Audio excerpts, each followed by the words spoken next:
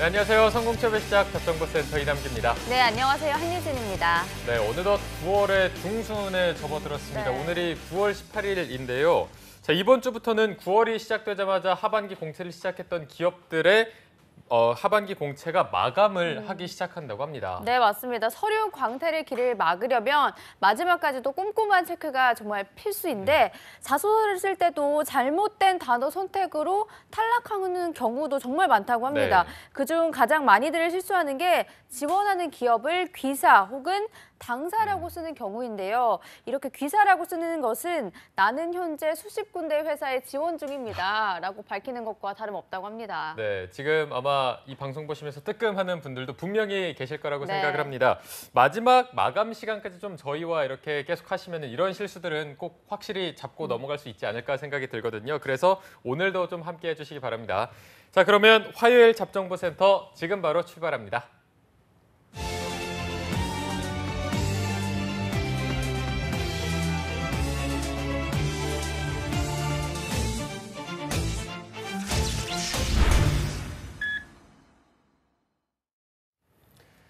네, 취준생들에게 가장 적합한 취업 타이밍을 찾아 최고의 취업 역량을 펼칠 수 있도록 성공 취업의 맥을 짚어드리는 마감 임박 취업 골든타임 시간입니다. 탈락의 아픔 두 번의 후회는 없도록 저희가 도와드리겠습니다. 네, 오늘은 은행권 취업을 준비하는 취준생들이 꼭 만나고 싶어하는 분과 함께하도록 하겠습니다. 은행권 취업의 전설, 뱅쌤 류수환 컨설턴트와 함께하겠습니다. 어서 오십시오. 안녕하십니까? 안녕하세요. 네, 자 뱅쌤 이제 이번 하반기에 은행권들 채용문이 굉장히 넓혀졌는데 뱅쌤 지난 시즌과 비교했을 때 더 좀 바쁘게 보내고 계신가요? 저도 바쁘지만 우리 취준생들이 더 바쁘죠. 뭐 특히 지금 시즌 같은 경우에 이번 주에 이제 추석도 다가오죠. 네. 또 뭐 우리 또 취준생분들이 이제 객관식 시험이 도입되다 보니까 뉴스도 봐야 되고 또 논술 시험 준비하기 위해서 그러다 보니까 뭐 최근에 일어나고 있는 정치나 시사나 뭐 글로벌이나 이런 무역 전쟁부터 시작해서 뉴스 볼 것도 많고. 네. 그래서 우리 취준생분들이 지금 가장 바쁜 때를 보내고 있을 것 같습니다. 네, 그럼 오늘부터 이제 은행권 채용을 조금 더 면밀히 짚어보도록 할 텐데 먼저 네. 시중은행 채용 현황부터 짚어보도록 하겠습니다. 현재 국민은행은 올 하반기에 400명, 기업은행은 210명 채용 예정이고요. 이미 서류 접수는 마감한 상태라고 합니다. 그리고 수협은 120명 채용 예정으로 서류 접수 중이고요. 이번 주 금요일인 21일에 서류 마감 예정입니다. 신한은행 역시 서류 접수 중입니다. 9월 30일 마감 예정이니까 서두르셔야 할 것 같고요. 이번에는 지방은행 채용 현황도 한번 보도록 하죠. 현재 대구은행과 광주은행, 전북은행은 접수가 마감이 되었고요. 90명 채용 예정인 부산은행과 80명 채용 예정인 경남은행이 현재 서류 접수 중으로 9월 27일 마감 예정입니다. 그리고 아직 채용 공고는 안 떴지만 우리, 하나, 농협, 제주은행이 채용 예정이라고 합니다. 네. 자, 또 유진 MC가 시중은행과 지방은행의 채용 현황을 한번 짚어주셨는데 오늘은 좀 어떤 은행에 대해서 집중적으로 다뤄볼까요? 예, 지금 국민은행하고 기업은행하고 시중은행들 중에 마감된 은행들이 있습니다. 그 은행들은 일단은 지난번에 제가 한번 방송을 했으니까요. 오늘은 지금 지금 현재 진행 중인 곳이 수협은행하고 시중은행 중에서는 신한은행이 있는데 오늘은 지금 이제 마감이 좀 이번 주 금요일이죠. 마감이 임박해 있는 수협은행에 대해서 조금 깊이 있게 한번 다뤄볼까 합니다. 네. 수협은행은 지나다니면서 보긴 했지만 국민이나 우리은행, 신한은행처럼 좀 가깝게 느껴지지는 않는 은행인데 수협중앙회와 수협은행 어떤 차이가 있는지부터 알려주시면 좋을 것 같습니다. 예, 뭐 우리가 뭐 누구든지 다 마찬가지일 겁니다. 과거에 그냥 길을 이렇게 가다 보면 수협은행 이렇게 간판이 적혀 있는 그런 은행을 볼 수가 있었거든요. 근데 우리 수협은행 같은 경우에는 2016년 12월 그러니까 지금부터 2년 전입니다. 2년 전까지는 그러니까 이전에는 수협은행이 수협은행 별도 법인이 아니었고 수협중앙회 소속이었습니다. 네.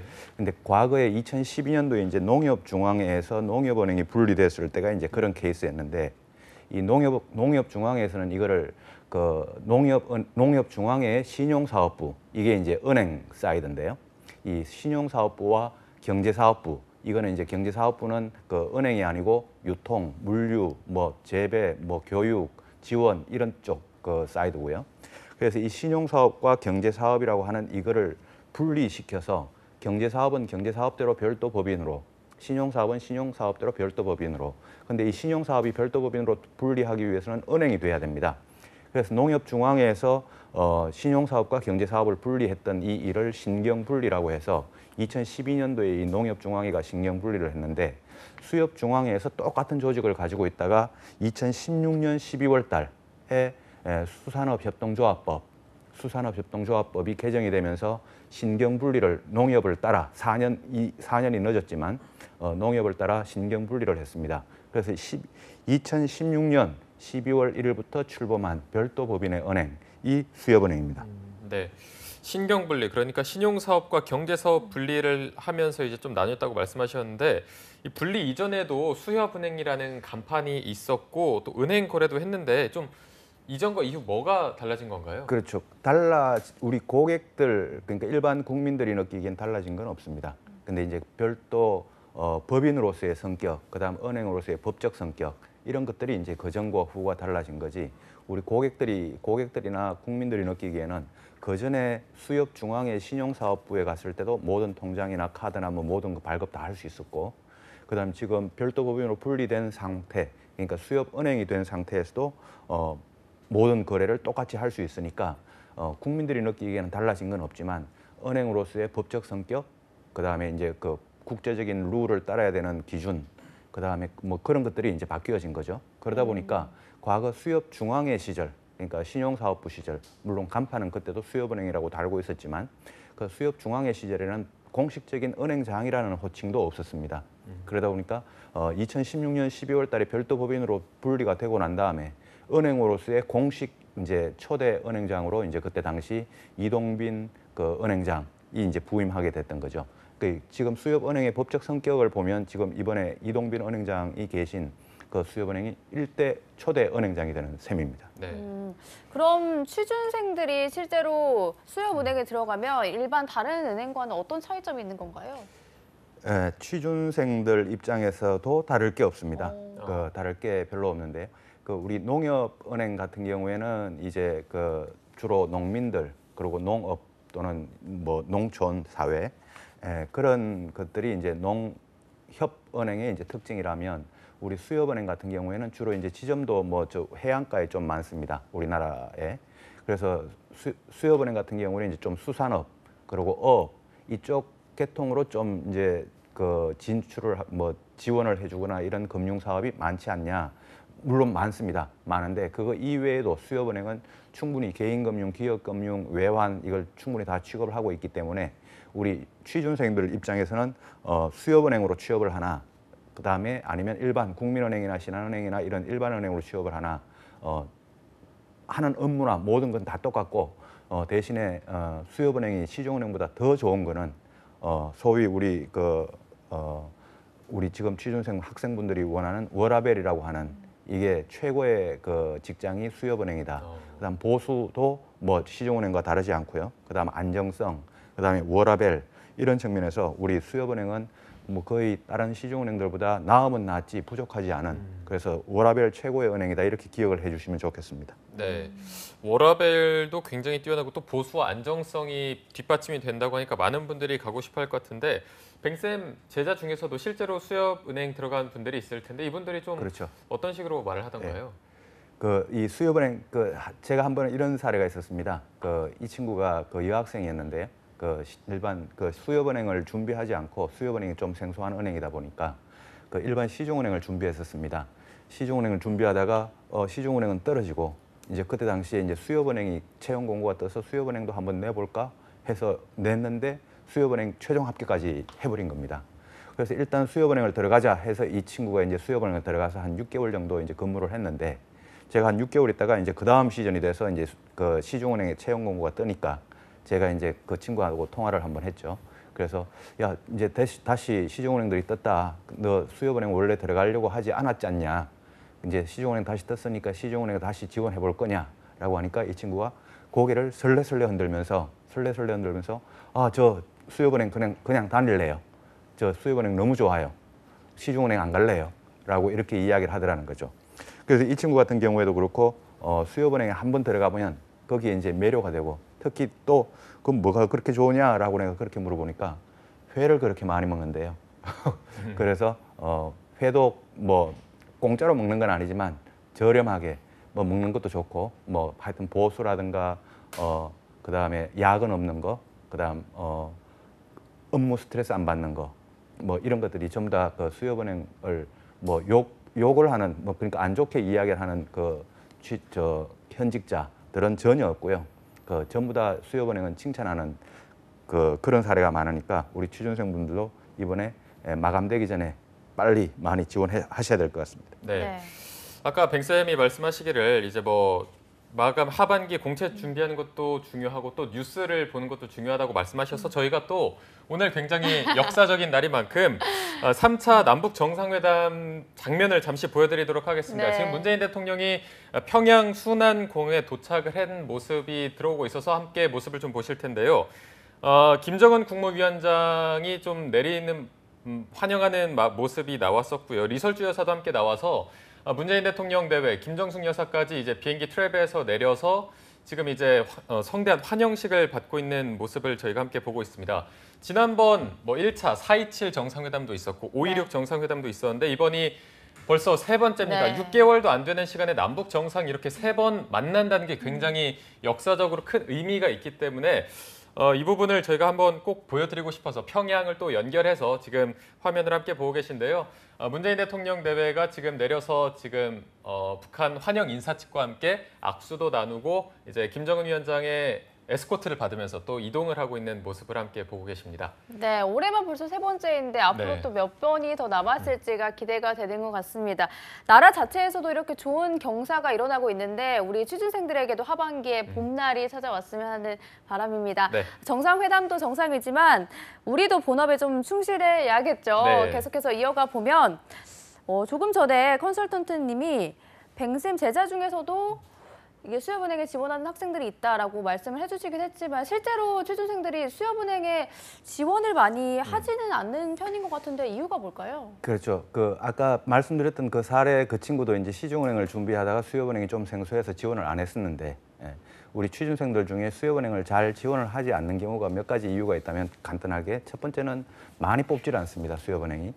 이번에는 지금 120명까지 채용한다고 공고가 나와 있지만 과거 역대 한 해에 보통 30명, 50명 이렇게 뽑았기 때문에 규모가 좀 작기 때문이죠. 그래서 많이 뽑지 않았다. 그다음 두 번째는 이 수산업이라고 하는 이쪽이 좀 특화되어 있는 은행이다 보니까 네. 시중은행하고 좀 다른 그런 느낌 때문에 우리 일반 취준생들이 조금 거리감이 있었다. 그리고 이게 이제 두 번째 이유고요. 세 번째가 규모가 좀 작습니다. 수협은행이. 그래서 이제 규모가 좀 작다 보니까 좀 더 큰 은행 이런 쪽으로 들어가려고 수협은행을 조금 소외시 했던 그런 게 있지 않을까 하는데 수협은행 작지만 알찬 은행이니까 계속 이야기합니다만 지원하십시오. 네. 자, 작지만 알찬 은행, 수협은행인데 은행으로서의 규모가 어느 정도인지 좀 살펴볼 필요도 있을 것 같아서 예. 어느 정도 규모인가요? 은행이 제가 좀 작다고 말씀드렸는데 2017년도 말 각 은행들은 이제 매년마다 이제 감사 보고서 공시를 하게 되는데 네. 우리 가장 큰 시중은행들 중에 가장 큰 은행이 지금 국민은행, 신한은행 이렇게 이야기를 합니다. 국민은행이나 신한은행 같은 경우에 거의 이제 직원 수를 보면 15,000명에서 17,000명 정도가 되고요. 그다음 전국에 이제 지점 수를 보면 뭐 출장소를 포함하면 약 1,000개에서 1,100개 정도가 됩니다. 그래서 이 출장소 포함한 전국의 지점이라고 하는 거는 우리가 소위 이제 길을 가다가 국민은행 간판을 볼 수 있는 지점, 뭐 지점이든 출장소든 우리는 구분을 못 하니까요. 그래서 이 간판을 전국에 한 1,000개에서 1,100개 정도를 볼 수 있다는 건데 우리 수협은행 같은 경우에는 지점이 약 120개 정도가 있습니다. 120개에 출장소가 6개, 그래서 총 126개가 있는데 그러다 보니까 지점 수만 보면 국민은행이나 신한은행의 약 9분의 1, 10분의 1 정도밖에 안 되죠. 직원 수도 수협은행 같은 경우에 지금 1,800명 정도입니다.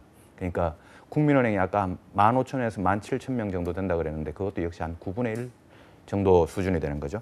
그래서 아까도 말씀드렸습니다만 이 전국에 있는 126개, 126개의 이 지점이 한 반 정도는 해안가에 배치가 되어 있고 반 정도는 이제 도심에 이렇게 배치가 되어 있는데 이러다 보니까 우리 취준생들 입장에서 조금 접근하기에 조금 규모적인 측면이 조금 아쉬운 면이 있고 그렇지만 이번에 새로 이동빈 은행장이 부임하시면서 이제 슬로건으로 내건 게 작지만 알찬 은행, 그리고 중견 은행 중에서 1등 은행 이런 슬로건을 내걸고 있으니까 앞으로 상당히 발전이 기대되는 그런 촉망되는 은행이라고 할 수 있습니다. 네, 알겠습니다. 그럼 혹시 수협은행에 취업을 하려면 수산업이나 어업 등에 관한 별도의 준비가 혹시 필요할까요? 전혀 그럴 필요는 없고요. 아까 제가 말씀드렸던 그 사례에 있던 은행도 뭐 수산업이나 이쪽하고 전혀 관계 있는 학생이 아니고 완전 서울 그 사람이었고요. 전혀 그럴 필요 없고, 물론 지금 현재 우리 취준생분들 중에 이 수협은행을 목표로 하면서 이제 원래 어업에 종사하거나 또는 어업과 관계가 있거나 이런 취준생분들도 있을 거라고 생각합니다. 이렇지 않은 일반적인 도심에서 그냥 학교를 다니고 공부했던 그냥 은행권 취준생분들이 약 90% 정도 되니까 수산업과 관계가 있어야 된다 또는 어업에 대해서 좀 알아야 된다 이럴 필요는 전혀 없습니다. 그래서 그런 걱정은 안 하셔도 될 것 같습니다. 네. 자, 저희가 수협은행이 조금은 생소한 측면이 있어서 뱅쌤의 좀 자세한 설명을 먼저 들어봤고요. 이제 본격적으로 자소서 전형부터 좀 살펴보도록 하겠습니다. 이번 하반기에 좀 주목해야 될 수협은행의 자소서 특징이 있다면 어떤 게 있을까요? 특징은 딱 한 가지를 말씀드리면 뭐 두 가지를 드릴 수도 있을 텐데요. 그 한 가지가 뭐냐면 분량이 작아졌다는 겁니다. 작년 하반기에 수협은행이 총 7개 문항에 10,000바이트 정도였습니다. 1,400바이트죠. 네. 10,000바이트면 우리가 A4 용지로 타이핑을 쳤을 때 약 3페이지에서 4페이지 정도가 나와야 되는 분량이에요. 네. 근데 이번 하반기, 올해 하반기에는 딱 3,600바이트로 분량이 3분의 1로 줄었습니다. 네. 아주 좋은 현상이죠. 우리 취준생분들한테는. 그래서 제가 일단 수협은행에 큰 박수를 먼저 보내드리고, 두 번째는 문항 자체가 좀 쉬워졌습니다. 그렇게 문항 자체가 어렵지 않으니까 작년에 나왔던 문항을 몇 개 추려서 바이트를 좀 조절해서 이렇게 출제를 하고 있으니까 수협은행 이번 자소서는 작년에 비해서 훨씬 적기가 쉽다라고 생각을 하시고, 아직까지 설사 수협은행 낼까 말까라고 생각하셨던 분들은 이 방송을 보시고 내십시오. 네, 알겠습니다. 그럼 항목별로 좀 자세히 짚어보도록 하겠습니다. 네. 먼저 1번 항목은 성장 과정에 대해서 적는 항목인데요. 귀하의 성장 과정을 대표할 수 있는 단어 3가지를 선정하고 성격의 장단점, 학창 시절, 특별한 경험 등과 함께 작성해 주시기 바랍니다. 이렇게 3가지 단어를 각각 이렇게 배치해서 적어보면 될까요? 그렇죠. 먼저 3가지 단어를 선정하라고 이제 요구를 하고 있습니다. 3가지 단어를 선정하는데 학창 시절, 그다음에 성격의 장단점, 그다음에 특별한 경험, 요 3가지에 맞춰서, 그러니까 학창 시절에 맞는 단어 하나, 그다음에 성격과 관련된 단어 하나, 그다음에 특별한 경험, 내가 소개하고 싶은 경험에 관련해서 단어 하나, 이렇게 3가지 단어를 맞춰서 작성을 해보시는 게 좋겠습니다. 네. 1번 항목이 조금 살아온 과정을 적다 보니까 엄청 특별한 경험이 없는 한 좀 평범하게 갈 수 있을 것 같거든요. 이런 부분에서 좀 실수할 수 있는 게 있을까요? 그렇죠. 좀 1번 질문이 좀 평범한 질문이기도 합니다. 그래서 이제 여기서 우리가 조금 조심해야 될 게 있다. 조심이라는 표현보다는 조금 더 정성을 들일 필요가 있다면 이 단어를 조금 전에 말씀드린 이 3가지 단어를 선정하는데 보통 어떻게 하면 조금 변별력 있는 단어, 그러니까 다른 지원자와 차별화된 단어를 선택할 수 있을까라고 하는 거를 한번 고민을 해봐야 될 것 같은데, 예를 들어서 그렇습니다. 성격의 장단점, 그러면 누구나 이런 은행에 취업하려고 하는 사람들이 이런 점을 보여주고자 할 겁니다. 정직, 신뢰, 뭐 배려, 이런 용어들을 적고자 할 거예요. 그다음 학창 시절, 그러면 제일 많이 지금까지도 제가 많이 봐왔던 이 단어가 고민 상담, 뭐 팀워크, 뭐 이런 내용들이었습니다. 그다음 특별한 경험 하면은 또 뭐 세일즈, 완판, 뭐 이런 단어였고요. 이런 단어가 상당히 우리 취준생분들이 많이 적으려고 하는 단어이다 보니까 이런 단어를 좀 벗어나서 진짜 좀 신선한 그런 단어를 좀 적었으면 좋겠는데, 예를 들어서 학창 시절 뭐 단어를 고무신 이렇게 하나 딱 정해놓고요. 예를 들어서 저는 학창 시절 때 대학교 다닐 때 고무신을 신고 학교를 한번 등교를 해봤다, 한번 통학을 해봤다. 근데 학생들 주위에 이제 동료 학생들, 친구들한테 반응이 너무 좋고 뭐 이렇게 뭐 더욱더 친구들하고 어울리는데 도움이 되더라. 가끔 학교 다닐 때 이렇게 조금 엉뚱한 행동 또 한 번씩 하는 게 도움이 될 것 같다라고 하는 이런 내용을 한번 적었다고 해봅시다. 그럼 여기에 이제 고무신이라고 하는 이 단어가 들어갈 텐데, 아까 이야기했던 뭐 고민 상담, 뭐 팀워크 이런 것보다 훨씬 더 신선한 소재, 신선한 단어가 될 수 있다는 거죠. 이런 식으로 이제 세 단어를 좀 그 작성하는 게 요게 1번에서는 좀 노하우가 될 수 있을 것 같습니다. 네, 어쨌든 좀 신선한 단어들로 풀어 나가야 될 것 같은데 여기서 학창 시절 할 때 좀 최근의 경험을 쓰는 게 좋을까요? 예를 들어서 뭐 대학 시절의 학창 시절을 쓰는 게 좋을지 아니면 뭐 초중고 이때 경험을 써도 무방하나요? 예, 초중고 경험을 써서 안 된다는 건 아닌데요. 그러니까 초중고에서 예를 들어서 이제 어떤 그 단어가 떠올라서 적었다고 해 보시면 네. 이제 그럼 그보다 더 나은 어떤 대학교 다닐 때의 경험이나 이런 건 없었다는 이야기냐라고 하면 좀 답변을 하기가 좀 궁색해지는 상황이 생길 수가 있습니다. 네. 그러다 보니까 이제 보통은 대학교 다닐 때의 경험, 대학교 다닐 때의 단어를 우선적으로 선택을 해보시고, 근데 진짜 중학교나 고등학교 때 진짜 이것만큼은 진짜 특별했던 적이다. 대학교 때는 그런 적이 없었다. 그거보다 더 나은 적이 없었다라고 하는 그런 단어가 있다면 중고등학교 단어도 한번 선택을 해보시는 것도 괜찮을 것 같습니다. 네. 네, 알겠습니다. 그럼 이번에 된 자소서 2번을 보도록 하겠습니다. 귀하가 생각하는 직업을 선택하는 기준은 무엇이며 만약 수협은행에 입행하게 된다면 이루고 싶은 꿈은 무엇인지 작성해 주시기 바랍니다. 이렇게 통상 지원 동기와 입행 후 포부를 묻는 게 많은 기업들에서 하고 있는데 수협은행 같은 경우는 직업 선택의 기준을 쓰고 입행 후 포부를 묻고 있거든요. 이렇게 지원 동기와 직업 선택의 기준은 다른 질문이라고 보고 접근해야 될까요? 그렇죠. 다릅니다. 지금 이번 수협은행 자소서에서 수협은행 지원 동기를 적어라라고 하는 이 문항은 없습니다. 없어서 우리 취준생분들 입장에서는 좋은 현상이죠. 항상 이 지원 동기가 어려운 질문이다 보니까요. 그래서 수협은행 지원 동기는 수협은행에 지원한 이유, 그리고 다른 은행을 선택하지 않고 유독 수협은행을 선택했던 이유, 요거를 묻는 게 수협은행 지원 동기를 묻는 문항이고, 직업 선택의 기준이라고 하는 거는 수협은행과 관계없이, 수협은행을 선택하고 이런 것과 관계없이 네가 직장이 아니고 직업입니다. 직장은 은행이고요. 직업은 은행원이 직업입니다. 네가 은행원이라고 하는 이 직업을 선택하는 기준, 그러니까 은행원도 미리 생각할 필요 없고 저는 이러이런 기준으로 직업을 선택하고 싶었는데 그러다 보니 은행원이 최고였습니다. 라고 하는 이런 유형의 답변이 나오는 게 이 직업 선택의 기준인 답변입니다. 네. 뱅쌤께서는 그 자소서에서 지원 동기 쓰는 거에 대해서 좀 어떻게 생각하시나요? 저도 그 인사 담당을 하면서 제가 제일 하고 싶었던 그 프로젝트 중에 하나가 이 자기소개서에서 지원 동기를 없애는 작업을 한번 해보고 싶었습니다. 이게 워낙 우리 취준생분들이 소위 뻥을 친다라고 이야기하죠. 너무 가식된 이런 표현을 하는 게 지원 동기에 많기 때문인데. 네. 근데 이 지원 동기가 없는 지금 현재 수협은행 같은 이런 자기소개서 유형이죠. 이런 유형에 대해서 저는 상당히 긍정적으로 바라보고 있고요. 지원 동기 지금 다른 은행들도 지원 동기 없앨 수 있으면 좀 없애는 것도 저는 나쁘지 않을 거라고 생각을 합니다. 네.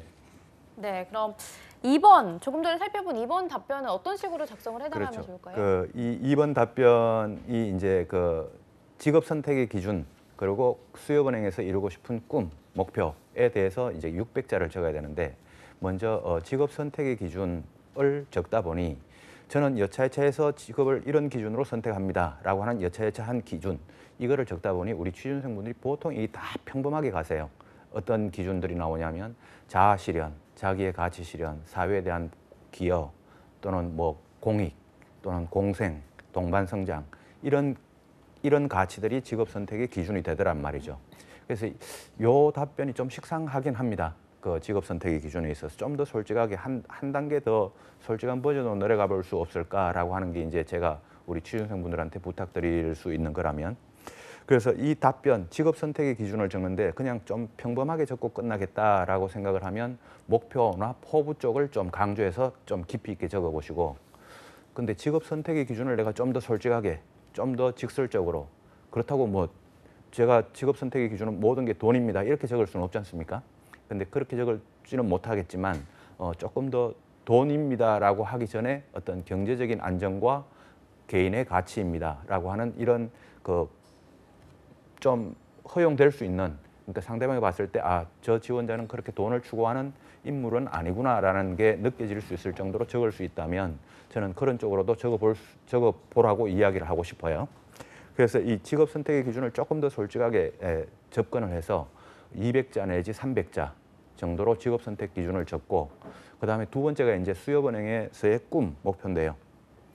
요게 이제 300자 내지 400자 정도가 나오겠죠. 요 300자 내지 400자 요게 이제 중요한 건데, 요 300자 내지 400자의 꿈을 왜 이런 꿈을 꾸게 되었는지, 그리고 나중에 수협은행에서는 왜 이 꿈이 중요하게 작용할 건지라고 하는 왜라고 하는 요 질문에, 저의 요 질문에 대해서 여러분들이 자기소개서 적을 때 좀 저를 긁어줄 수 있는 자기소개서 답변을 만들 수 있다면 그 자기소개서는 잘 적은 답변이 될 수 있습니다. 그러고 난 다음에 이제 이 꿈을 저는 왜 이런 꿈을 가지게 되었다라는 왜 적어주시고, 그래서 이 왜에 대한 앞으로 이제 입행하고 난 다음에 어떻게 노력해 가겠다라고 하는 거를 뒤에 100자에서 200자 정도 이렇게 이제 적어주면 요 목표 부분, 꿈 부분이 좋은 답변이 될 수 있을 것 같은데, 그래서 저는 뭐 직업 선택의 기준과 꿈, 이 수협은행의 2번 질문, 총 3개 질문 중에 이 2번 질문, 이 질문이 가장 중요하고도 우리 취준생분들은 변별력이 생기는 그런 질문이 될 것 같습니다. 네. 네. 자, 저희가 2번까지 살펴봤고요. 바로 3번으로 넘어가 보도록 하겠습니다. 3번이 은행 직무와 관련해서 가장 중요하다고 생각하는 역량 2가지를 제시하고 해당 역량을 갖추기 위해 노력한 교육사항, 다양한 활동 및 경험 등을 구체적으로 작성해 주시기 바랍니다.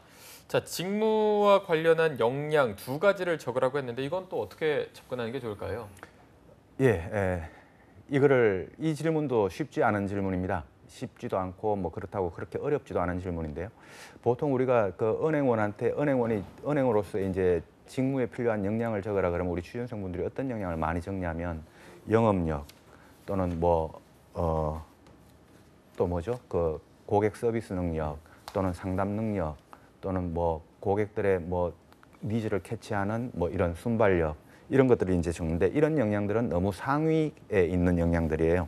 그래서 이런 상위에 있는 역량 말고 조금 하위에 있는 역량, 조금 더 구체적인 역량, 세부적인 역량을 찾아보는 게 일단 요 3번 질문에 대해서 답변을 적는데 포인트가 될 것 같고요.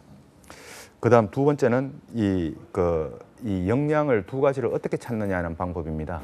우리가 이제 내가 생각할 때 지금 은행원으로서 생각하는 역량이 1번, 2번, 3번, 4번, 5번 뭐 이렇게 내가 우선순위로 하는 역량들이 이렇게 있다면, 이런 우선순위에 있는 역량들 중에 내가 첫 번째 역량을 만약에 가장 필요한 역량이라고 생각을 한다라고 하는데, 거기에 대해서는 경험이 없는 거예요.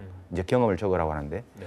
이렇게 이제 경험이 없는 역량을 내가 적기는 어렵겠죠. 그래서 우리 취준생들이 보통 이 경험을 먼저 찾고 난 다음에, 내가 적고 싶은 경험을 먼저 찾고 난 다음에 이 역량을 찾는 이 순서로 가는 게 우리 그 취준생들의 순서인데, 저는 그 방법보다 역량을 먼저 좀 찾으라고 우리 그 3번 답변 적을 때 역량을 먼저 찾으라고 이야기를 좀 하고 싶습니다. 그리고 경험은 거기에 좀 맞는 경험으로 이제 만들어 마사지를 시켜서, 소위 그 마사지를 시켜서 넣으면 되니까 역량을 먼저 적으라고 하는데, 역량이 중요한 이유가 인사 담당자들이 이 3번 답변을 보면 이 친구는 은행원 업무를 하는데 이 역량, 이 AB 역량이 중요하다고 생각하는구나 라고 하는 그 역량을 보면 이 친구가 은행에 대해서 좀 고민을 했구나 라고 하는 그거 자체가 느껴질 수 있습니다.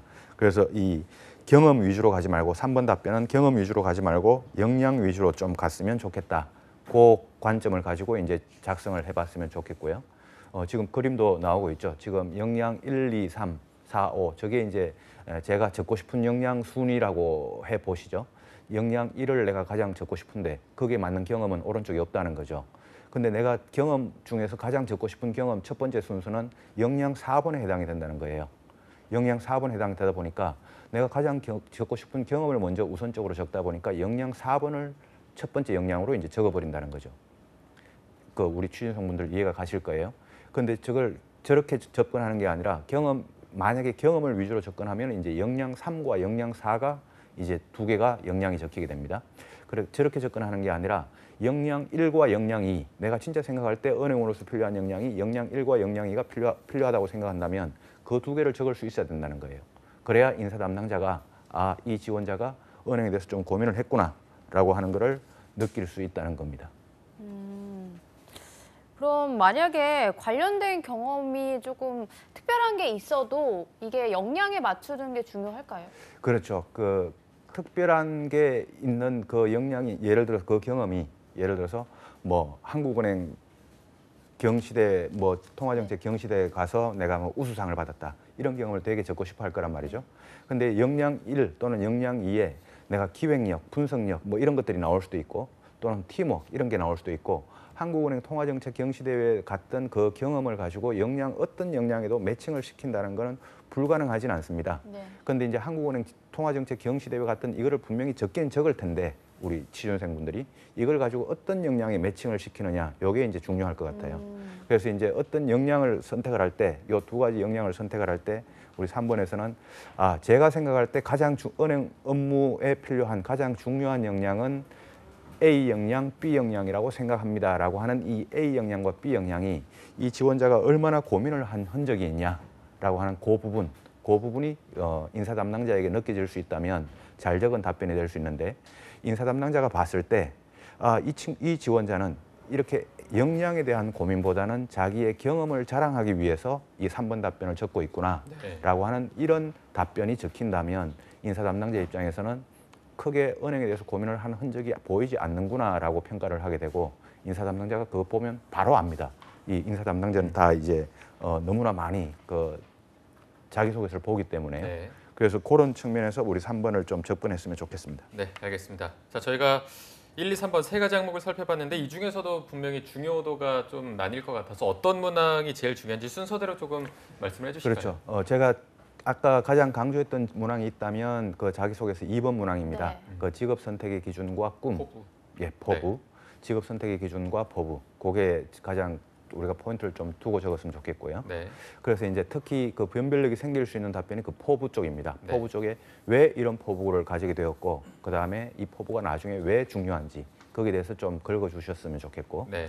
그다음 두 번째가 3번입니다. 3번 제가 조금 전에 뭐라고 말씀을 드렸냐면 경험 위주로 역량을 만들어 가지 말고 역량을 먼저 고민하고 거기에 맞는 경험을 찾아라라고 제가 그렇게 이야기를 했죠. 그래서 네. 인사 담당자에게 이 지원자가 은행에 맞는 업무의 역량에 대한 고민을 한 흔적이 있구나라고 하는 그 부분을 보여줄 수 있도록 그래서 3번이 두 번째로 중요하다라고 제가 말씀을 드리고 그다음 세 번째가 1번 질문입니다. 1번 질문은 좀 키워드를 좀 신선하게 찾는 쪽으로 고민을 해봤으면 좋겠습니다. 네, 네, 알겠습니다. 오늘 수협은행 자소서에 대해서 좀 긴 시간 이야기를 해봤는데 이번 주 금요일에 서류가 마감이 된다고 앞서 말씀을 드렸습니다. 서류 전형이 끝나면 다음 일정은 어떤 식으로 진행이 되나요? 추석 이번 주 말 그러니까 다음 주 초까지 추석 연휴죠. 추석 연휴까지 이제 그 추석 연휴 전에 우리가 서류 마감을 다 하고 끝내면 추석은 푹 편히 쉬시고 10월 4일 날 이제 서류 발표가 납니다. 그리고 필기 시험을 보는데 우리 A매치 데이가 10월 20일 날 있는 그 전에 10월 9일 날 한글날 휴일 날 그날 이제 필기 시험을 봅니다. 필기 시험을 이제 10월 9일 날 그 평일이지만 이제 휴일이니까 그날 이제 필기 시험을 보고 그다음 진도가 계속 나가게 됩니다. 네. 자, 필기 시험 뭐 지금도 많은 분들이 준비하고 있겠지만 지금 시점에서 어떻게 준비하는 게 가장 효율적이라고 볼 수 있을까요? 우리 수협은행 필기 시험은 작년까지 논술 시험이 있었습니다. 논술 시험이 있었는데 농협은행도 논술 시험이 있었고 수협은행도 논술 시험이 있었는데 수협은행은 올해 논술을 없애고 객관식 문제로 나옵니다. 근데 농협은행은 이제 계속 논술이 유지가 되는데요. 일단 논술 시험이 폐지가 됐다는 게 이제 그게 다행이고 두 번째는 이제 그 객관식으로 도입된 게 NCS 시험과 NCS 평가와 경제금융 상식입니다. NCS는 6가지 분야, 6가지 역량에서 나오니까 보통 의사소통, 수리, 문제 해결 요게 이제 NCS 3대 영역이라고 이야기를 하는데 네. 그거 이외에 자원관리, 정보, 조직 이해 능력 요게 이제 기업은행 그 NCS 영역과 동일한 영역입니다. 그래서 기업은행 NCS 준비하시는 분들은 수협은행 NCS가 같이 준비가 되어질 수 있을 것 같고요. 네. 그 외에는 이제 경제금융 상식 이렇게 이제 필기 시험이 나오게 됩니다. 네. 자, 저희가 필기 상식 준비까지 좀 살펴봤는데 오늘 수협은행에 대한 합격 처방전을 좀 살펴봤습니다. 마지막으로 뱅쌤께서 신의 한 수 좀 부탁드리겠습니다. 수협은행에 대한 신의 한 수는 지원을 많이 하셔서 여러분들이 그 수협은행 경쟁률을 팍팍 좀 올려주시는 게 좋을 것 같습니다. 수협은행 절대 만약에 최종 합격하면 제 말 듣고 취업하시면 절대로 후회하지 않는 은행이니까요. 지금이라도 원서 그 자기소개서 적지 않으신 분들은 수협은행 자기소개서 바로 클릭하셔서 들어가셔서 여러분들 취업의 길을 한 단계 앞당겨 드릴 테니까 꼭 지원하시기 바랍니다. 네, 네. 알겠습니다. 은행권 취업은 항상 뱅쌤이 있어서 든든한 것 같습니다. 네. 뱅쌤 오늘도 수고해주신 도움 말씀 주신 커리어 컬리지의 류수환 컨설턴트님 고맙습니다. 고맙습니다. 네, 고맙습니다. 네, 잡정보센터 1부에서 준비한 내용은 여기까지고요. 잠시 후 2부에서는요. 신세미 캐스터와 함께하는 일자리 방방곡곡이 준비되어 있고요. 네, 그리고 명실상부 잡정보센터 최고의 취업 컨설턴트 착코치님과 함께하는 스펙 감별사가 준비되어 있으니까요. 네, 어디 가지 마시고요. 채널 고정.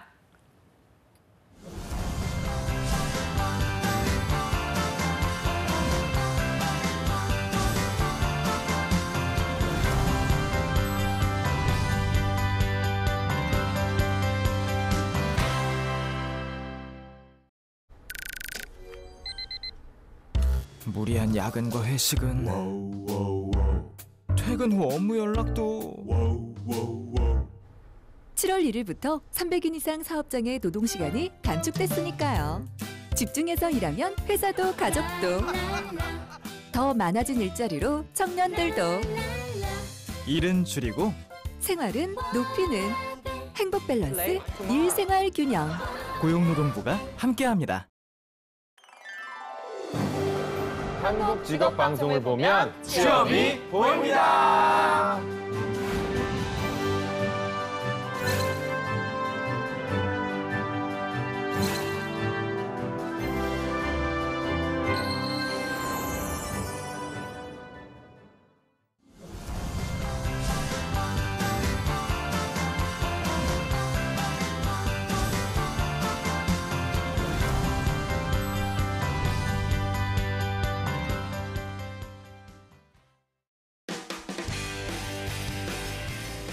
네, 성공초배 시작 잡정보센터 2부의 문을 또 활짝 열어봤습니다. 저희가 2부에서는요.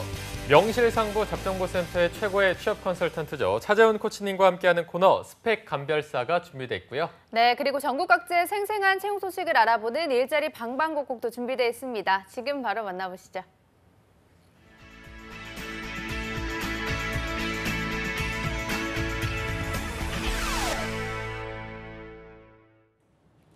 네, 과연 오늘은 어떤 일자리가 올라와 있는지 매일매일 전국 각지의 생생한 채용 정보를 알아보는 일자리 방방곡곡.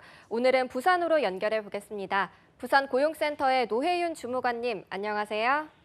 안녕하세요. 부산 고용복지플러스센터 노유윤입니다. 네, 오늘은 어떤 채용 소식이 있을까요? 이번 주 소개해드릴 부산 지역 고인기업은 강서구 지사동 소재의 재단법인 부산테크노파크입니다. 부산광역시와 중소벤처기업부가 공동 출자하여 설립된 연구개발기관으로 채용 분야는 공공행정사무원 3명입니다. 사업기획 및 운영, 행정사무, 장비관리 등 업무를 수행하며 지원 자격은 대졸 이상, 관련 경력 3년 이상이거나 석사 전공자 지원 가능합니다. 영어, 프랑스어 능통자, 정부사업 수행 경력자, 관련 자격증 소지자, 국가고운 대상자, 장애인, 지역보호 대상자는 의뢰합니다. 12개월 계약직으로 급여는 연봉 3,378만 원 이내에서 책정하며 부산 차상구 계법동에 위치하는 스마트 혁신기술단에서 근무할 예정입니다. 접수 마감일은 9월 26일까지이고 별도 응모 지원서 양식이 있는 구인건이니 관심 있으신 구직자분은 워크넷 확인 후 구비 서류를 준비하여 이메일로 지원해 보시기 바랍니다. 네, 공공행정사무원 총 3명을 구인할 예정이라고 합니다. 관심 있는 구직자 여러분들은 지원 자격과 우대사항 잘 체크하셔서 지원하시기 바랍니다. 주무관님, 바로 다음 소식도 알아보겠습니다. 다음으로 소개해드릴 기업은 경남 김해시 생린면 소재의 주식회사 신화산업입니다. 자동차 및 트레일러 제조 강소기업으로 채용 분야는 기계캐드원 1명입니다. 건설 장비 설계, 작업 표준서, 개발, 견적 등 생산 기술 업무를 수행하며 지원 자격은 초대졸 이상 학력으로 관련 경력 3년 이상자 지원 가능하고 CAD, 3D Max, 컴퓨터 활용 능력 우수자 우대한다고 합니다. 주 5일 근무로 급여는 연봉 4,100만 원에서 연봉 4,400만 원으로 경력에 따라 면접 시 급여 조정하고 복리후생으로 차량 유지비, 자녀 양육수당 등이 있다고 하니 참고하시기 바랍니다. 접수 마감일은 10월 15일까지이니 관심 있으신 구직자분은 워크넷 확인 후 이력서, 자기소개서, 경력증명서를 준비하여 이메일 지원해 보시기 바랍니다. 네, 3년 이상 경력의 기계캐드원 1명을 채용한다고 합니다. 관심 있는 구직자 여러분들의 많은 지원 바랍니다. 주무관님 오늘 소식 고맙습니다. 고맙습니다. 네, 이번에는 전주로 가보겠습니다. 이효순 주무관님 연결돼 있는데요. 주무관님 안녕하세요. 안녕하세요. 전주 고용복지 플러스 센터 이효순입니다. 네, 오늘은 어떤 소식이 있을까요? 이번 주 소개해드릴 전북 지역 업체는 주식회사 창진 전주지점입니다. 전라북도 완주군 봉동읍 완주산단에 소재하고 있으며 자동차 부품 조립 및 전기 자동차 배터리 케이스 조립 업무를 담당할 자동차 부품 조립 및 검사원 20명을 채용합니다. 학력 및 경력 모두 무관하게 지원 가능하며 우대사항으로는 자차 운전 가능하신 분과 인근 거주자, 청년층을 우대한다고 합니다. 그리고 청년 내일 채용 공제 가입 사업장이므로 청년들이 3년 이상 근무 시 3천만 원의 목돈 마련의 기회가 있습니다.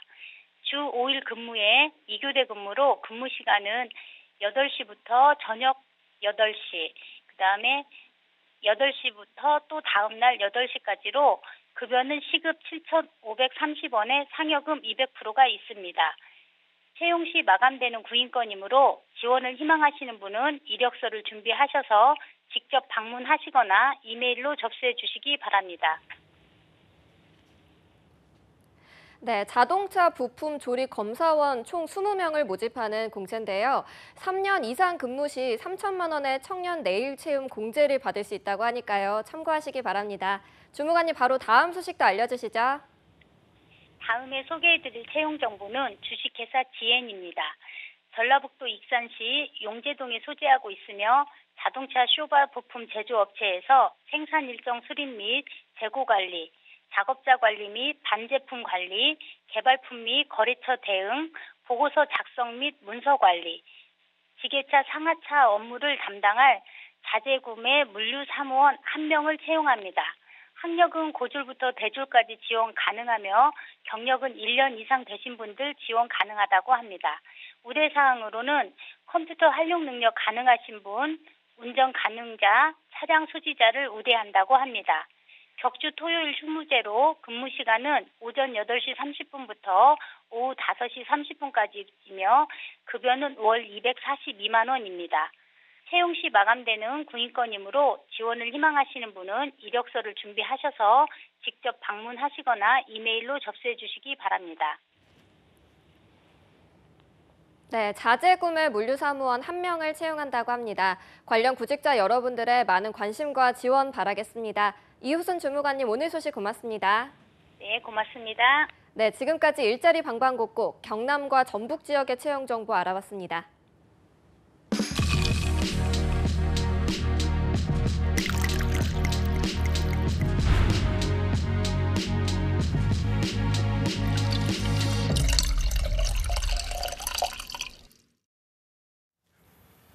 네, 답답하고 막막한 취업 현실, 취준생들이 기댈 곳은 없고 할 수 있는 거라고는 스펙 쌓기밖에 없는데요. 네, 하지만 스펙도 스펙 나름입니다. 사람에게 맞는 옷이 있듯이 이 스펙이 과연 내게 맞는 걸까 고민하는 취준생 여러분들도 정말 많다고 합니다. 네, 자 그래서 탄생했습니다. 취준생 맞춤 스펙 감별 프로젝트 스펙 감별사 시간입니다. 네, 오늘 도움 말씀 주실 스펙 감별사는 취업 요정 겸 스물리에 위포트의 차코치님과 함께하겠습니다. 어서 오십시오. 안녕하십니까. 반갑습니다. 예전엔 저희가 요정이라고 부르면 그렇게 쑥스러워하시더니 이제는 담담하시네요. 제 어금니가 안 느껴지셨나요? 안 늘 느껴지네요. 어금니를 깨물면서 이 방송에 참여하고 있습니다. 네. 정말 최선을 다하고 있는 모습 느껴지지 않습니까? 네. 오늘도 잘 부탁드립니다. 네, 잘 부탁드립니다. 네. 차코치님, 저희가 1부에서 남북 정상회담 네. 화면을 잠깐 보여드렸는데 네, 봤습니다. 소감을 좀 여쭤봐도 될까요? 소감이요. 일단은 사실 이루어질 거라는 느낌들이었잖아요. 근데 이루어지고 있는 모습들을 보면서 저희 구직자분들도 지금 막연하게 생각할 수 있는 면들이 좀 이루어질 수 있게 노력했으면 좋겠고요. 뭐 이후에 어찌됐건 좋은 의미 있는 한 걸음이었으면 하는 바람입니다. 네. 저희가 조세호 씨를 대답 자판기라고 부르는데 맞아요. 차코치님도 거의 자판기처럼 방청객 술술 수준. 나오시네요. 종교 문제 제외하고는 제가 답변합니다. 바로바로 가능합니다. 네, 알겠습니다. 네, 알겠습니다. 그리고 또 2부의 도우미 신세미 캐스터도 함께하겠습니다. 안녕하세요. 안녕하십니까. 신세미 캐스터도 또 소감 전문 아니겠습니까? 남북 정상회담 본 소감이 좀 어떠신지. 너무 좋은 의미가 있잖아요. 네. 그래서 또 이런 날 또 일하고 있는 것도 또 의미가 있는 것 같고 네. 그 남북에 좋은 결과가 있었으면 좋겠고 우리 취준생 여러분들도 덩달아서 좋은 공채 결과 있었으면 좋겠습니다. 네, 역시 알겠습니다. 두 분 다 취업 요정답게 답변을 잘해주셨습니다. 네. 자, 그럼 오늘 사연 들어가기 전에 자신의 스펙을 분석받고 싶다면 어떻게 신청하면 좋을지 신세미 캐스터가 소개해 주시죠. 네, 이번 코너에서는 한국직업방송 잡정보센터와 네이버 카페 취업대학교가 함께하고 있습니다. 매주마다 차코치님과 함께 여러분들의 스펙에 관해서 고민과 궁금증을 해결해드리고 있으니까요. 자신의 스펙에 관해 고민이 있다면 취업대학교에 많이들 신청해 주시기 바랍니다. 또 신청해 주신 분들은 방송 끝에 한 분을 추첨해서 오픽스퀘어 대표 강사, 니나의 오메가 오픽 온라인 강의 수강권을 드리고 있으니까요. 끝까지 함께해 주시기 바랍니다. 네. 자, 이어서 오늘은 어떤 스펙에 관한 고민들이 있는지 바로 만나보도록 하겠습니다. 첫 번째 신청글을 개과 공순이 앞에 기를 좀 빼먹으셨나요, 이분? 개과 공순이님 한번 그러네요. 신세미 캐스터가 읽어주실까요? 네, 아이디 개과공순이 23살 여자분인데요. 지방 사립대 4년제 대학교에서 기계공학과를 전공했고요. 학점은 4.44 학점 있습니다. 와. 어학은 토익이 770점 있고요. 자격증이나 경력, 대외 활동은 따로 없어서 이 부분을 또 부족하다고 느끼고 있습니다. 입사를 희망하는 곳은 로봇이나 자동차 관련 쪽으로 원하고 있고요. 마지막으로 짧고 굵게 지금 어떤 부분을 보완하고 채워나가야 할까요? 네, 이분 공순이 출신이라서 그런지 네. 참 간단하고 명료합니다. 그런데 학점이 굉장히 높아요. 4.44. 꿈에도 못 꿀 학점인데 이분께 어떤 조언을 주실 수 있을지 들어보겠습니다. 예, 뭐 이분의 경우는 일단은 객과 공순이는 기획과를 줄여서 객과입니다. 아, 그래요? 보통 그렇게 말을 하나요? 글쎄요, 제가 그 객과가 아니라서 모르겠는데 근데 아마 그렇게 되지 않을까 추측이 가능합니다. 네. 연령이 23살이시니 아무래도 이 젊음이 느껴지지 않았나 이 아이디로서 파릇함이 느껴졌던 그런 아이디였습니다. 이분의 특장점, 그렇죠. 4.5점 만점에 4.44. 제가 만난 학생들 중에 가장 높은 학점. 그 이전이 4.40이었는데 드디어 돌파를 하셨네요. 와. 근데 문제는 어학을 제외하고 그 흔한 자격증이라든가 경력, 대외 활동 아무것도 없어요. 예, 없으십니다. 뭐 공모전을 하셨는데 뭐 성과가 안 좋았기 때문에 그냥 참전 정도의 의미를 두셨을 것 같고요. 하시고 싶은 말씀, 아니 희망 분야가 로봇이랑 자동차 관련이라고 했습니다. 이 관련이란 말이 상당히 무서운 이 얘기입니다. 왜냐하면 딱히 방향이 잡혀있지 않은 상태에서 가능성을 열어두고 한번 지원을 하시겠다는 의지시긴 한데 글쎄요, 제가 판단컨대 그간의 활동을 안 했다라는 건 전공 과목에 애정이 완전 있거나 완전 없거나, 그러니까 학점 자체만을 좀 염두에 두시면서 학교 생활을 하신 것 같기도 하고, 아니면 정말 학업하신 것 자체, 그 기계공학도로서의 어떤 정말 온전한 그 옹골찬 그 공부 자체에만 매몰이 되셨던 건지 모르겠지만, 희망하시는 로봇과 자동차 관련 분야에 대한 충분한 노력과 준비들이 좀 있었어야 되지 않았나라는 생각을 좀 조심스럽게 합니다. 이를테면 뭐 카이스트 같은 데서 영상 처리 로봇 무슨 대회 같은 데 장기적으로 출전을 뭐 하셨다거나, 아니면 뭐 로봇 동아리라도 좀 가입을 하셔서 카티아 같은 프로그램이라도 최소한 좀 뭐 이용을 해보셨다거나, 아니면 융합 R&D 무슨 특성화 교육 이런 것들 뭐 시도교육청 같은 데서 다 진행 중인 것들, 아니 외부 기관들에서 하는 것들을 좀 방학 기간 동안 이용을 하셨다면 일정 분야, 특히 로봇이나 AI와 같은 4차 산업혁명의 어떤 중심이 될 기술들에 대한 폭넓은 이해를 좀 했다는 기반으로서 지원 동기라든가 이런 서류나 면접 전형 때 어느 정도 어필이 될 만한 부분이 있는데, 어디까지나 이거를 틀에 맞추듯이 준비를 하시려다 보니까 이런 일이 난 것 같기도 하면서, 동시에 뭔가 좀 수동적으로 좀 본인의 구직 활동을 좀 염두에 두셨던 게 아닌가. 본인이 그동안 학습해 오셨던 그 적극성만큼 구직 활동도 좀 적극적으로 이어가셨으면 좋겠고요. 쉽게 말씀드리자면 몸통이 없고 팔 다리만 있는 상황인 겁니다.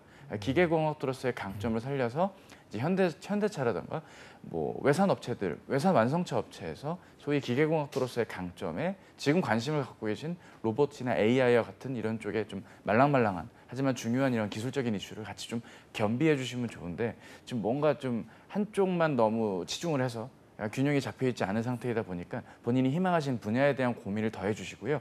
정 안 되면 대학원 진학도 한번 생각을 하셔서 본인이 정말 어떤 필드에서 일하시는 게 정말 본인에게 좋을지를 한번 생각을 해보셨으면 좋겠습니다. 전공 평점이 이 정도면 전공은 거의 만점이겠죠. 그러니까 교양 때문에 점수가 분명 깎인 걸 거예요. 이거는 그렇지 않겠습니까? 무슨 한국사에 이런 거 듣다가 그냥 갑자기 점수가 좀 뭐 비제로 이렇게 나오신 것 같은데 아무쪼록 본인이 희망하시는 분야를 정하신 건 오케이인데 이거를 좀 더 학습으로서 내공을 쌓아서 취업으로 끌고 가실지 아니면 학부생의 전형 내에서 접근하실지를 고민하셔야 되는데 여기서 한마디만 더 드리자면 본인이 희망하시는 로봇과 자동차 분야는 현재 경력 채용이 주를 이룹니다.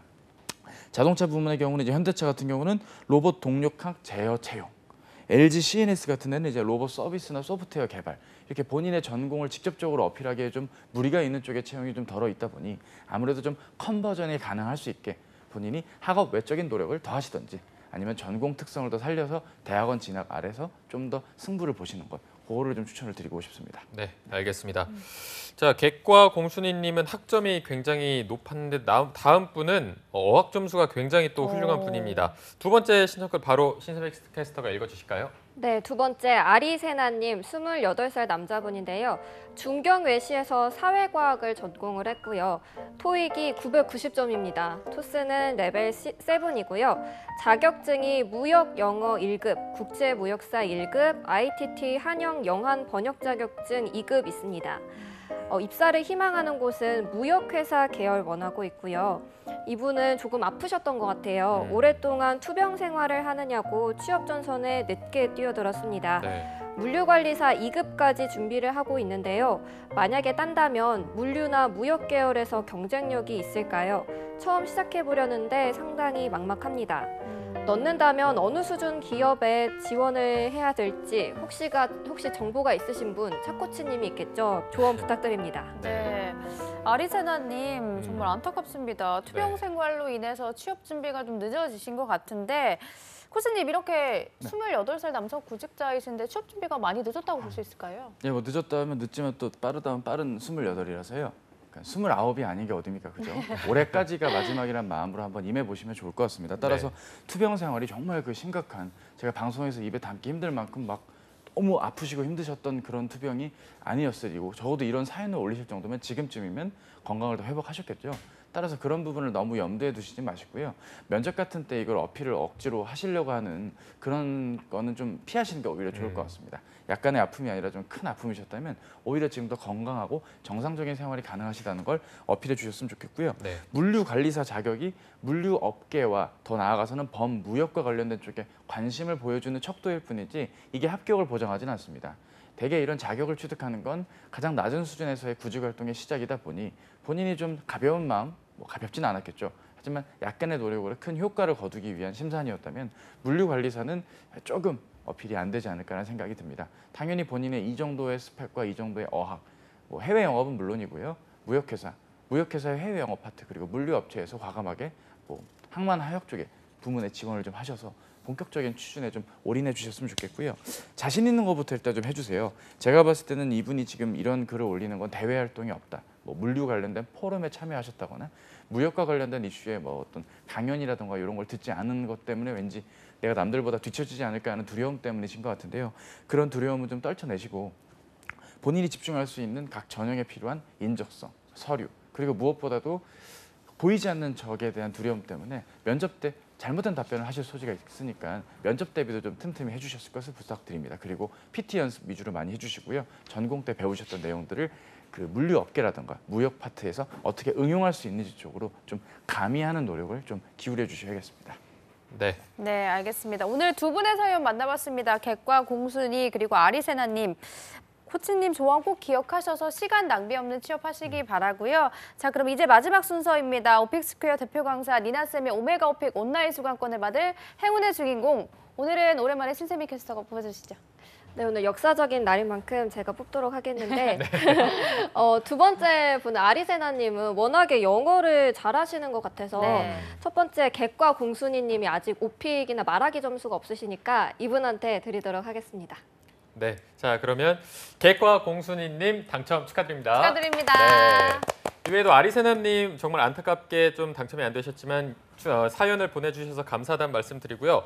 차 코치님, 지금 이제 하반기 공채가 마무리되는 기업도 있는데 지금 시점에서 취준생들이 가장 어떤 거를 준비하는 게 효율적일지 한마디 좀 부탁드리겠습니다. 노선을 빨리 정하시는 게 중요할 것 같습니다. 본인이 만약에 이번 하반기의 끝을 보실 거면 오늘 마감인 기업들 지금 써도 늦지 않습니다. 빙그레, 뭐 롯데, 내일 마감인 무슨 풍산 이런 다양한 그룹, 삼양 뭐 앞으로 다음 주도 있고요. 다양한 그룹들의 지원이 있는데 이거를 너무 이렇게 좀 이제 메이저 업체들이 본인 기준도 그게 정확한 건 아니죠. 이 정도면 됐다는 느낌으로 접근했다가는 오히려 취업이 더 어려울 수가 있기 때문에 조금이라도 가능성을 넓히시는 걸 추천을 드리고요. 반면에 나는 이번에 명확하게 내 노선을 정하련다 싶으신 분들은 일단 메이저 업체급에 해당되는 대기업 채용이 추석 전후로 끝이 나기 때문에 10월 초에 있을 뭐 협력사라든가 기타 다른 동일 필드의 외국계 업체들의 지원까지 유연하게 대비할 수 있는 노력들이 필요하고 인적성 문제집을 지금 당장 구매하셔야 대란을 피하실 수가 있습니다. 교보문고, 뭐 예스24 당장 들어가셔서 장바구니에 문제집을 담고 결제를 하실 것을 부탁을 드립니다. 당연히 10월 초부터 문제집이 없을 겁니다. 미리 사두시는 노력 꼭 좀 부탁드립니다. 네, 알겠습니다. 그리고 신세미 캐스터도 오랜만에 좀 취준생들이 지금 하반기 공채가 한창 진행 중이어서 어떻게 보면 가장 힘든 시기가 아닐까 생각이 되는데 응원의 한마디 좀 부탁드리겠습니다. 네, 제가 취준생들을 만나보진 못했는데 차 코치님을 보니까 얼마나 힘든지 알겠더라고요. 오늘도 되게 힘들게 돌아오셨는데 취준생들이랑 거의 함께 하시는 분이니까 취준생 여러분들도 요즘에 밤도 많이 새시고 힘들 것 같습니다. 근데 얼마 남지 않았으니까요. 이제 지원 서류 전형 집중하시고 그 다음 남은 말씀해주신 인적성에도 꼭 집중하셔서 계속 올라가셨으면 좋겠습니다. 화이팅! 네, 알겠습니다. 네, 지금까지 위포트의 차재원 컨설턴트 그리고 신세미 캐스터 두 분과 함께했습니다. 고맙습니다. 고맙습니다. 네, 잡정보센터 오늘 준비한 내용은 여기까지고요. 내일도 성공 취업의 맥을 짚어드리는 마감 임박 취업 골든타임은 계속됩니다. 네, 저희는 내일 오전 10시에 웃는 얼굴로 찾아뵙겠습니다. 여러분 고맙습니다. 고맙습니다.